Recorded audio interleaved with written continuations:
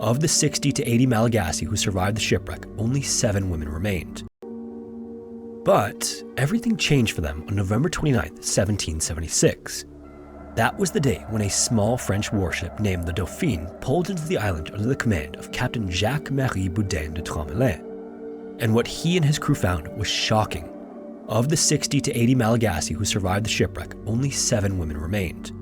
One of them was holding an 8-month-old baby that had been born on the island, and all of the rest of them were wearing clothes made from seabird feathers they braided together.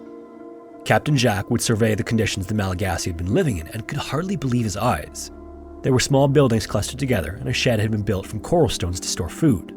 The Malagasy even managed to construct a small lookout tower to watch ships. But thankfully, despite all of these amenities they had created, finally their ordeal had come to an end.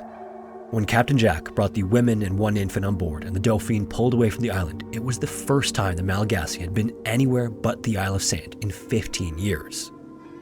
The women were then brought to the Isle of France and welcomed by its new, empathetic governor. He immediately declared them free and arranged to have them taken back to Madagascar, but the women actually refused to go. It's unclear whether the refusal had to do with the potential of being part of another shipwreck or something else, but the governor accepted their decision and instead gave them citizenship on the Isle of France.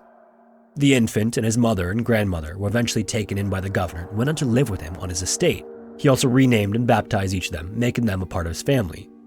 Then, after the others settled on the Isle of France, history lost track of them, and that was sort of the end of their story.